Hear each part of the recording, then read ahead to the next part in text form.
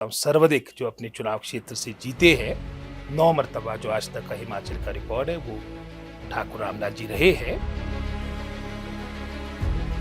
मुझे याद आता है कि जब वो आंध्र के राज्यपाल थे तो पूर्व प्रधानमंत्री इंदिरा गांधी तब थी सत्ता में। आंध्र की सरकार उन्होंने 1 मिनट में ये सोचा कि ये गलत है, उसे गिराने की रिकमेंडेशंस दी और वो गिरी। ये क्या राजनीतिक षड्यंत्र था या उनके खिलाफ कोई बगावत जिसकी वजह से उन्हें कांग्रेस से बाहर भी होना पड़ा? जहाँ तक तो आपने इंदिरा जी की बात कही, इंदिरा जी के साथ तो बहुत ही मधुर संबंध ठाकुर रामलाल जी के रहे हैं और जो बहुत ही बुरा वक्त कांग्रेस पार्टी के लिए रहा, इंदिरा जी के लिए रहा, वो 77 से 80 के बीच का दौर था और उस वक्त भी पूरे हिमाचल प्रदेश में सिर्फ 8 या 9 कांग्रेस के विधायक जीत के आए थे और उसमें ठाकुर रामलाल जी भी थे और लीडर ऑफ ऑपोजिशन बने थे। मतलब ऐसे क्या कारण बने, मैं यही जानना चाह रहा था कि उन्हें चुनाव जनता दल से लड़ना पड़ा और एक सामान्य परिवार से वहां तक पहुंचना, 3 दफा मुख्यमंत्री बनना, 9 मर्तबा मैं समझता हूँ विधायक बनना, जो आज तक का एक रिकॉर्ड है, कभी चुनाव हारना नहीं। आज मैं समझता हूँ पॉइंट कुछ ऐसे नेता होंगे जो इन सब बातों को हमने उत्तीर्ण किया। मैं जानना चाह रहा हूँ कि ऐसे कौन लोग थे जो षड्यंत्र रच रहे थे या षड्यंत्र के कृत? पूरे कार्यकाल में चाहे ठाकुर साहब की मैंने बात की 2002 तक तो वो स्वयं थे और उसके उपरांत भी एक भी कोई केस है ना जी जिसमें कोई इस तरह की इंडिक्टमेंट हुई हो वो हुआ नहीं और ये सारी बातें राजनीति से प्रेरित थी।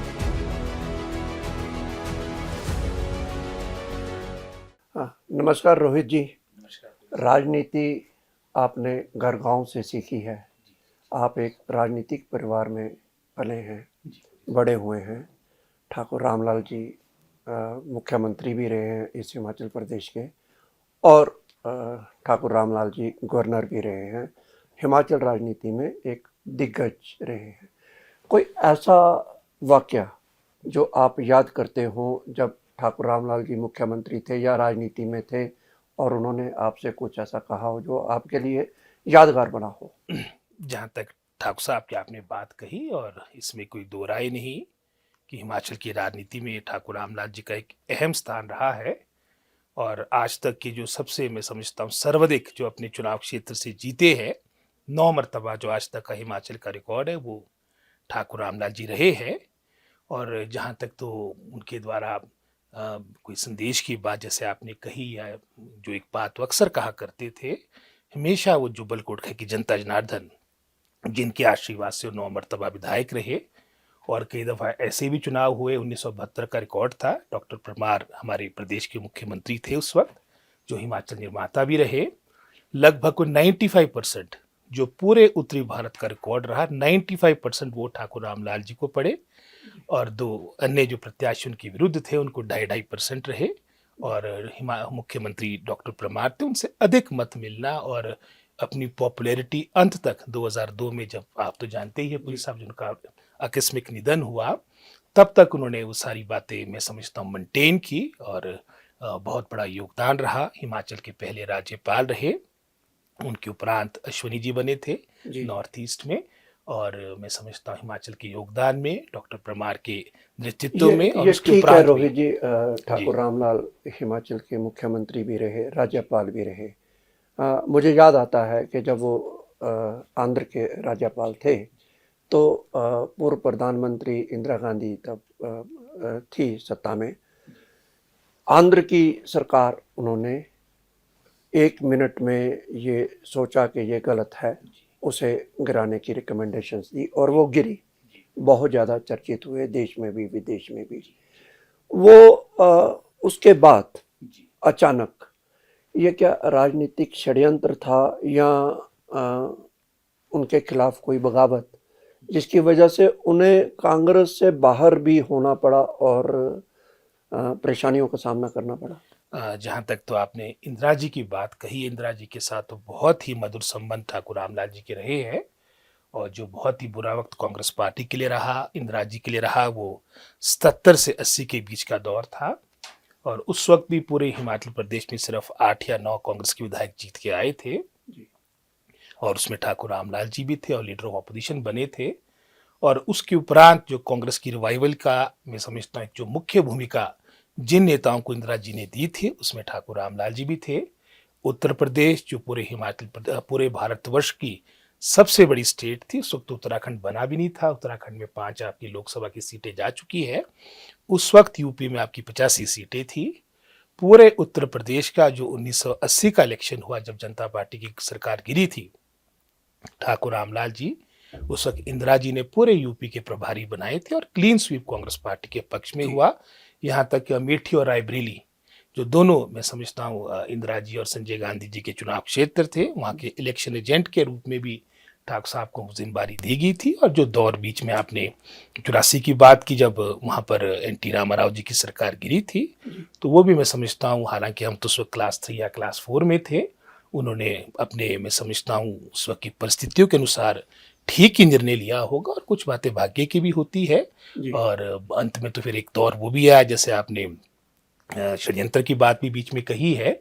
90 में जो इलेक्शन लड़ा था ठाकुर साहब ने, उस वक्त एन.टी. रामाराव जी उसी जो नेशनल फ्रंट बना था उसके चेयरमैन। यही कहना चाह रहा था कि उस वक्त भी ठाकुर रामलाल जी एक बहुत सशक्त नेता, जो मुख्यमंत्री भी थे उस समय, वीरभद्र सिंह, उनके मुकाबले में उन्होंने चुनाव लड़ा था। और जुब्बल कोटखाई, जबकि वो रोडू से खुद चुनाव लड़ते थे, दोनों आसपास की कंस्टिट्यूंसीज हैं, बावजूद इसके वो एक वो पराजित नहीं हुए। तो उन्होंने मतलब ऐसे क्या कारण बने, मैं यही जानना चाह रहा था कि उन्हें चुनाव जनता दल से लड़ना पड़ा। मैं समझता हूँ, जैसे मैंने भाग्य की बात भी कही, इंदिरा जी का निधन हो गया था 1984 में, और संजय गांधी जी का तो उससे पहले हो गया था, एक दौर आया बीच में। लेकिन जहाँ तक कांग्रेस पार्टी की विचारधारा की बात आती है, और विशेषकर गांधी नेहरू परिवार के साथ जो एक भावनात्मक रिश्ता जुड़ा है, जिसका उदाहरण मैंने आपको 77 से 80 के दौर के बारे में आपके समक्ष कुछ बातें रखी थी, वो हमेशा वास्ता रही थी। बीच में वो दौर आया और एक अपने पॉलिटिकल सर्वाइवल मानिए, अपने समर्थकों के मैं समझता हूँ आह्वान पर वो 90 का चुनाव भी हुआ। और वीरभद्र सिंह जी ने रोडू का चुनाव प्रथम बार 90 में लड़ा था। उससे पहले वो हमारे ही जुब्बल कोटखाई के विधायक थे। और हमेशा ठाकुर साहब एक बात कहा करते थे, जो आपने शुरू में एक प्रश्न पूछा था कि आपको कौन सी बात ठाकुर साहब की याद आती है, तो हमेशा जुब्बल कोटखाई की जनता जनार्दन का रूप दिया करते थे, भगवान का रूप दिया करते थे। और हमेशा कहा करते थे कि मैं जो भी बना हूँ, चाहे गवर्नर बना, निज़ाम हैदराबाद के मैं समझता हूँ जो आवास था वो गवर्नर हाउस था। और निज़ाम हैदराबाद आप समझ सकते हैं सबसे अमीर लोगों में से मैं समझता हूँ पूरे भारतवर्ष में उनकी गिनती हुआ करती थी। और एक सामान्य परिवार से वहाँ तक पहुँचना, 3 दफ़ा मुख्यमंत्री बनना, 9 मरतबा मैं समझता हूँ विधायक बनना, जो आज तक का एक रिकॉर्ड है, कभी चुनाव हारना नहीं। आज मैं समझता हूँ पॉइंट कुछ ऐसे नेता होंगे जो इन सब बातों का उन्होंने उत्तीर्ण किया। और हिमाचल के विकास में डॉक्टर परमार की अगुवाई में, उनके नेतृत्व में जो एक रचनात्मक मैं समझता हूँ योगदान रहा है, वो हमेशा स्मरण रहेगा, हमेशा ऐतिहासिक रहेगा। वन माफिया, उस टाइम वन माफिया के नाम पर भी बदनाम करने का प्रयास किया गया। बहुत से चेहरे थे जिन्होंने घेरने का प्रयास किया। मैं जानना चाह रहा हूँ, शायद आप बोलना नहीं चाह रहे हैं, मैं जानना चाह रहा हूँ कि ऐसे कौन लोग थे जो षड्यंत्र रच रहे थे या षड्यंत्र के कृत। अब मेरा यही इस पे होगा कि सांझ को आंच नहीं। और जहाँ तक राजनीति में षड्यंत्र, तो एक राजनीति का पार्टी होता है, लेकिन ये जो सारी बातें रही राजनीति से प्रेरित रही। और पूरे कार्यकाल में, चाहे ठाकुर साहब की मैंने बात की 2002 तक, तो वो स्वयं थे, और उसके उपरांत भी एक भी कोई केस है ना जी जिसमें कोई इस तरह की इंडिक्टमेंट हुई हो, वो हुआ नहीं। और ये सारी बातें राजनीति से प्रेरित थी। चलिए, आप नेता का नाम नहीं लेंगे, मैं जानता हूँ, आप भी जानते हैं, मैं भी जानता हूँ कि कौन लोग शामिल थे, आप उनका नाम नहीं लेंगे, लेकिन आप क्या स्वीकारते हैं कि एक षड्यंत्र तो था जो रचा जा रहा था, जो अतीत में हो गया है। मैं समझता हूँ आगे चलने वाले लोगों में से हूँ। और ये मैं अवश्य कहूँगा कि सबसे ईमानदार नेताओं में अगर कभी स्मरण होगा, आने वाला जब इतिहास लिखा जाएगा, उसमें मैं समझता हूँ ठाकुर रामलाल जी होंगे। हमारे तो बचपन की अक्सर बातें याद आती है, जब कोई मिठाई भी लाया करता था, कोई घी का डब्बा भी लाया करता था, तो इमीडिएटली ठाकुर साहब इन बातों को लेकर मैं समझता हूँ रिएक्ट कर लेते थे, और बहुत ही ईमानदार उस वक्त की शैली और आज की राजनीति में रात दिन का अंतर है। आपके विभाग पर आऊं इससे पहले जुब्बल कोटखाई आपका चुनावी क्षेत्र सेब उत्पादन के लिए हमेशा चर्चित रहा है। सेब की राजनीति पर चुनाव जीते या हारे जाते रहे हैं। आज परिस्थितियां क्या हैं? बागवानी को लेकर आपके क्या सुझाव या क्या सोच है? और हिमाचल प्रदेश ने जो वर्तमान में, विशेषकर आपने सेब की बात कही, या जो हॉर्टिकल्चर इंडस्ट्री में भी इतना प्रगति हुई है, उसके पीछे भी हमारे नेताओं का बहुत बड़ा योगदान रहा है। और डॉक्टर परमार का तो सपना हमेशा रहा है कि हिमाचल प्रदेश, क्योंकि यहाँ पर नाम मात्र आपकी मिनरल वेल्थ थी, कोई खनिज पदार्थ नहीं था, इंडस्ट्रीज का भी मैं समझता हूँ कोई स्कोप नहीं था, मात्र जो आपके बॉर्डर एरिया 2-3 मैं समझता हूँ विधानसभा क्षेत्रों को छोड़कर सीमित आपके पास साधन थे। और यही कारण था कि जब हिमाचल प्रदेश के अस्तित्व में लाने की बात थी, तो अधिकतर जो राष्ट्रीय स्तर पे नेता थे, चाहे भारतीय जनता पार्टी तो थी नहीं, जनसंघ था, तो उनका यही मानना था कि ये तर्कसंगत लॉन्ग रन में रहेगा नहीं, वाइबल आपकी स्टेट हिमाचल प्रदेश बनेगी नहीं। लेकिन ये डॉक्टर परमार ही थे जिनकी अगुवाई में ये लड़ाई लड़ी गई, और उनका यही था कि हमको सबसे पहले हिमाचल प्रदेश में जो हमारी मूल शक्तियां हैं, जैसे उदाहरण के तौर पे मैं आर्थिकी की बात करूंगा, उसमें एप्पल इंडस्ट्री और भी हमारे आपकी एनिमल हस्बेंड्री, उसमें बहुत फोकस डॉक्टर परमार के टाइम में रहा है। और वही कारण था कि हम हिमाचल प्रदेश को फ्रूट बॉल ऑफ इंडिया बनाएंगे, और उसका ही परिणाम है कि आज लगभग कोई 5,000 करोड़ की आर्थिकी हमारी पूरी हिमाचल प्रदेश में बनी है सेब की। और आने वाले समय में हमारे और क्षेत्रों में, जैसे बिलासपुर की बात आती है, गुआवा कल्टीवेशन, जैसे शिवा का प्रोजेक्ट जो हमारा वर्तमान में चला, उसके पॉजिटिव रिजल्ट्स आ रहे हैं।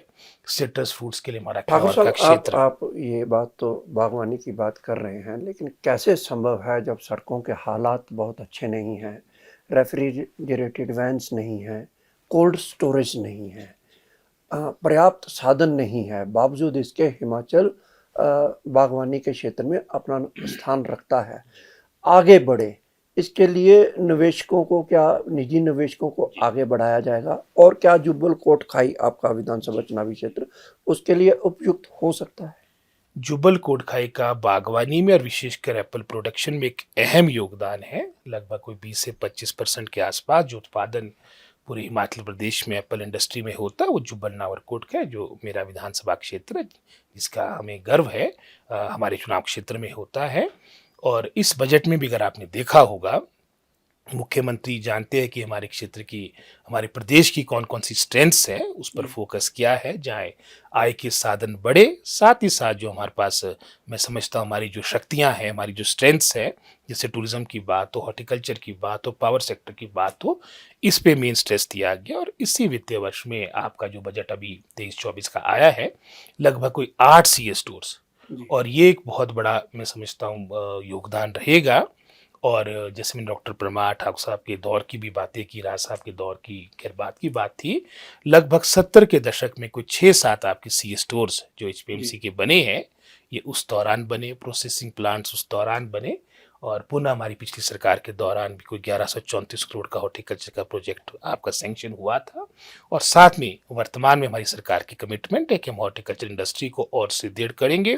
और हॉर्टिकल्चर इंडस्ट्री का मतलब सिर्फ सेब नहीं होगा, हर डिस्ट्रिक्ट का जो भी आपका एग्रीकल्चर या हॉर्टिकल्चर प्रोड्यूस, जो एक कैश क्रॉप के रूप में आप जिसको विकसित कर सकते हैं, हम उसको प्राथमिकता देंगे। जैसे मैंने गुआवा का बिलासपुर का उदाहरण दिया, या अपने सिरमौर जिला की अगर हम बात करेंगे, वहाँ पर आपका मैं समझता हूँ जिंजर और गार्लिक एक स्ट्रेंथ हो सकती है। टोमेटो आपका सोलन डिस्ट्रिक्ट का एक बहुत अच्छा, जिसकी तुलना हम कई दफ़ा डॉलर के साथ भी करते हैं।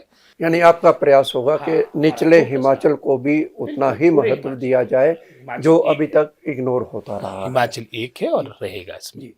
चलिए, आपके विभाग पर आते हैं। 12,000 रिक्त पद, 3,148 के करीब स्कूल जिनमें एक ही अध्यापक है। कैसे इस खाई को पाट पाएंगे आप? मेरा ये मानना है कि अब जितनी भी मैं समझता हूँ अब आने वाले समय में सरकारें बनेगी, या जिस तरह से एक नए इनिशिएटिव के साथ मुख्यमंत्री जी कहते हैं कि हमने व्यवस्था परिवर्तन करनी है, तो आज आवश्यकता है कि जितने संस्थान खुले हैं, चाहे वो शिक्षा की बात हो, स्वास्थ्य क्षेत्र की बात हो या अन्य जो हमारे अलग अलग भिन्न भिन्न डिपार्टमेंट्स है, हमें इन्हें कंसोलिडेट करना है, इनको स्ट्रेंथन करना है, इनको सुदृढ़ करना है। उदाहरण के तौर पे जैसे एलिमेंट्री एजुकेशन के आंकड़े आपने कुछ यहाँ समक्ष रखे, 3145 हमारे ऐसे सिंगल टीचर स्कूल्स है जहाँ पर सिर्फ एक ही अध्यापक है। 455 आपके ऐसे स्कूल्स है जहाँ पर डेप्यूटेशन के यानी एक भी टीचर नहीं है, और टोटल जो रिक्तियां हैं आपकी 12,000 के आसपास है।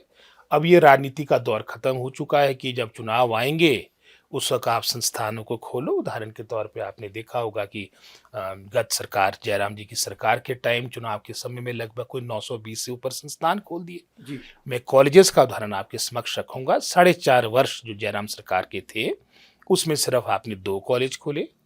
अंत में वही जैसे मुख्यमंत्री दिव्य शक्ति की बात करते, जब ये दिव्य शक्ति ये थी कि हमने मिशन रिपीट करना है, तब आपने 2 दर्जन कॉलेज खोल दिए।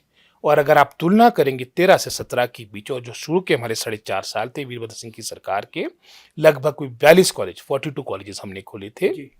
अंत में भी 15-16 खोले, लेकिन एक कंटिन्यूटी में हमने काम किया है। इन्होंने सिर्फ चुनाव से प्रेरित आपने ये कॉलेजेस खोले। शुरू के 4.5 वर्षों में सिर्फ 2, अंत में आपने 2 दर्जन खोल दिए। इसी तरह से आपने शुरू के 4.5 साल में 175 आपने स्कूल्स खोले थे, अंत में आपने 385 खोल दिए। और चुनाव के परिणाम आपके सामने ही है। 1-2 मंत्री को छोड़ के सभी, मैं समझता हूँ, चुनाव भी धराशायी हो गए। साहब, स्कूलों में पद रिक्त हैं और अध्यापक नहीं है, इसके बावजूद बच्चे जो हैं उनका परिणाम कई स्थानों पर 100% रहा है। ये कैसे संभव होता है? ये आपको ऐसा लगता है कि बच्चों को क्योंकि वो पास हो जाएं उनको उनकी कोई सहायता की जाती है, या ये बच्चों की अपनी क्षमता है कि जिसकी बदौलत वो पास होते हैं? क्षमता भी रेयर केसेस में हो सकती है, लेकिन ओवरऑल अगर आप एजुकेशन सिस्टम की वर्तमान में बात करेंगे तो मैं समझता हूँ उस बात को लेके हम ये भी नहीं कह सकते कि संतोषजनक तरीके से सारे कार्य चला है। उदाहरण के तौर पे हमने कुछ निर्णय लिए भी। 286 स्कूल्स तो ऐसे थे आपके जो जहाँ पर इनरोलमेंट ही एक बच्चे की भी नहीं थी। तो पहले तो स्टूडेंट्स के लिए, विद्यार्थियों के लिए स्कूल खोला करते थे। अब ये भी दौर आ गया कि टीचर्स अपनी प्लेसमेंट्स के लिए, अपनी एडजस्टमेंट्स के लिए भी कई जगह स्कूल्स खोलने की बात है। मैंने एक रामपुर का ही उदाहरण आप पीछे देख पड़ा था। आपके 2 बच्चे थे, 5 टीचर थे।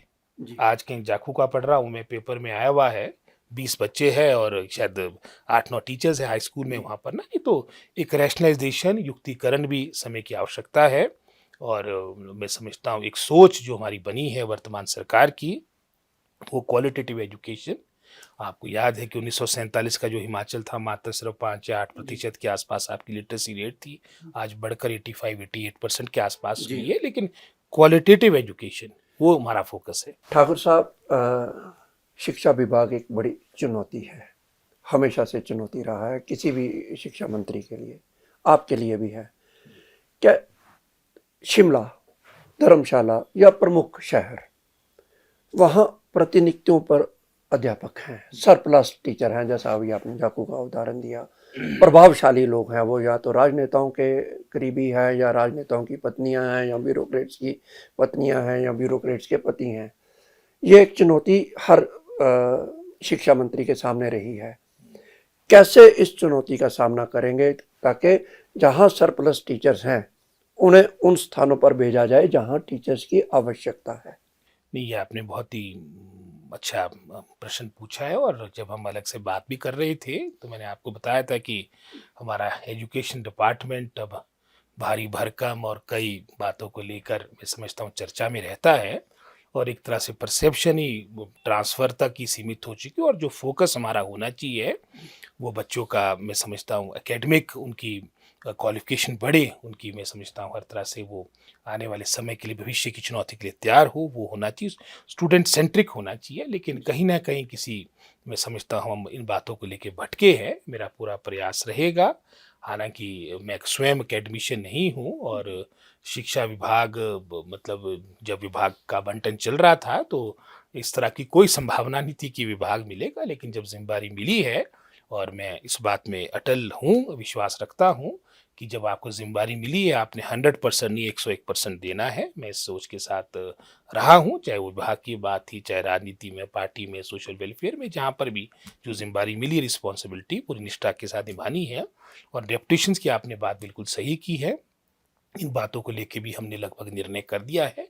400 से ऊपर हमारे ऐसे टीचर्स हैं जो मतलब अन्य स्थान पे हमने अपनी एडजस्टमेंट की, अन्य विभागों में अपनी एडजस्टमेंट की, जी। और हम, जैसे मैंने कहा कि एकेडमिशियन ना होने के नाते भी जहाँ डिसीजन लेने की बात होगी, डिसाइसिवनेस की बात हो कि हम अपने डिपार्टमेंट के हित में डिसीजन लेंगे, निर्णय लेंगे, अपने बच्चों के भविष्य को देखते हुए हम निर्णय लेंगे। और ये जो प्रतिनियुक्तियाँ होती है, डेपुटेशन होगी, हमने अपनी सरकार के दौरान तो एक भी नहीं की, और जो पिछली हुई भी है उसको भी हम कैंसिल करेंगे शीघ्र। ठाकुर साहब, इन्फीरियरिटी कम्प्लेक्स अगर बचपन में ही आ जाए तो वो बुढ़ापे तक नहीं निकल पाता है।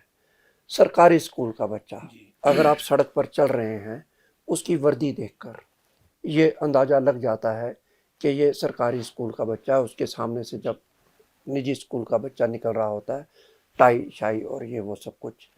क्या भविष्य में कोई ऐसी योजना है कि इन बच्चों की वर्दी का स्तर भी इस तरह, क्योंकि वर्दी के लिए आप लोग तो पैसा देते हैं और वर्दी का भत्ता दिया जाता है, तो क्या वर्दी का स्तर सुधारने का प्रयास किया जाएगा कि सरकारी स्कूल का बच्चा भी यूं लगे जैसे एक निजी पब्लिक स्कूल में पढ़ रहा है, और वो अपने आप में निजी स्कूल के बच्चे को देखकर उसमें इन्फीरियरिटी कम्प्लेक्स ना आए? हाँ, ये भी आपने बहुत सही कहा, और पीछे एक कार्यक्रम भी था छोटा शिमला में हमारे, जहाँ से माननीय मुख्यमंत्री सुखविंदर सिंह सुक्खू जी ने शिक्षा ली, और जितने भी हमारे मुख्यमंत्री रहे, चाहे डॉक्टर परमार रहे, चाहे ठाकुर रामलाल जी रहे, चाहे मैं समझता हूँ जयराम ठाकुर जी थे, धूमल साहब थे, सभी, राज साहब को छोड़ के, उनकी तो खैर बिशप कॉटन स्कूल से, मेरे स्कूल से उन्होंने शिक्षा ली है, सभी सरकारी स्कूलों से आगे निकले हैं। लेकिन आने वाले समय में कुछ जो हाल का कुछ समय था, उस दौरान अवश्य इन बातों को लेके गैप आया है, और हमारा पूरा प्रयास रहेगा कि इस गैप को ख़त्म किया जाए। एक आपने वर्दी के बारे में भी बात कही है, वर्दी भी और भी जो मैं समझता हूँ बातें होगी, जिस सोच के साथ सुखविंदर सिंह सुक्खू जी ने अभी ये Rajiv Gandhi day boarding school की योजना लाई है, इसी सोच के साथ लाई है। स्टेट ऑफ आर्ट हमारे ये स्कूल्स बने, और इसमें हमारी पूरी प्री नर्सरी से लेके +2 तक आपको बच्चों को पूरे नेशनल लेवल की जो टॉप एजुकेशन है, वर्ल्ड क्लास की जो टॉप एजुकेशन है, वो बच्चों को प्राप्त हो। और लगभग 300 करोड़ का तो इसी वित्तीय वर्ष में प्रावधान किया है, और हम प्रथम चरण में वहाँ पर अपना ये कार्य प्रारंभ करेंगे, जहाँ पर हमारे को ज़मीन उपलब्ध होगी। और आने वाले 5 वर्षों में हमारा पूरा प्रयास रहेगा कि हर विधानसभा हल्के में कम से कम एक स्कूल हो, और वो एक तरह से जो आपकी ये निजी और सरकारी क्षेत्र के बीच में जो गैप है उसको ख़त्म किया जाए। और जैसे मुझे बताया गया है, और आप भी जानते इस बात को, दिल्ली है, चंडीगढ़ है, वहाँ पर काफ़ी हद तक मैं समझता हूँ जो हमारे गवर्नमेंट स्कूल्स हैं वहाँ पर बहुत अच्छी शिक्षा है, और बाकी भी कई स्टेट्स में। और हम पूरी कोशिश करेंगे कि हिमाचल प्रदेश की भी शिक्षा व्यवस्था में बहुत अच्छा बेहतरी हो, सुधार हो।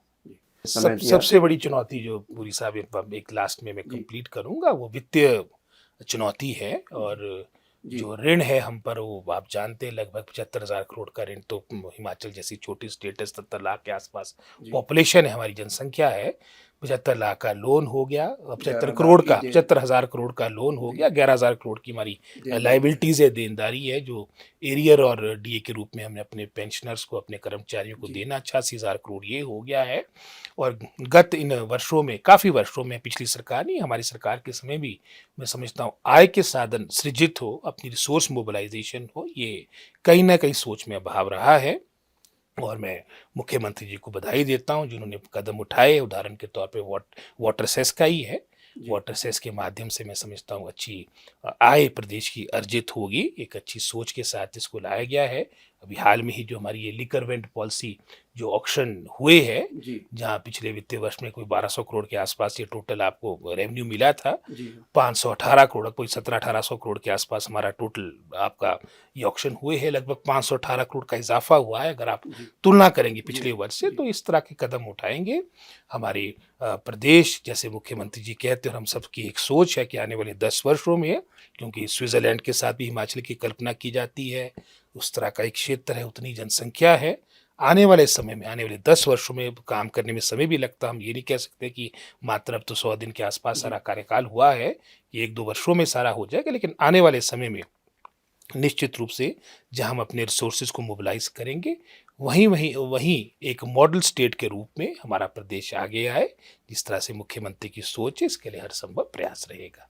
चुनौतियां बहुत हैं, सामना करने के लिए ठाकुर साहब ने कमर कस ली है। बातचीत का सिलसिला अभी जारी है। जल्द ही जारी होगा इस साक्षात्कार का दूसरा भाग।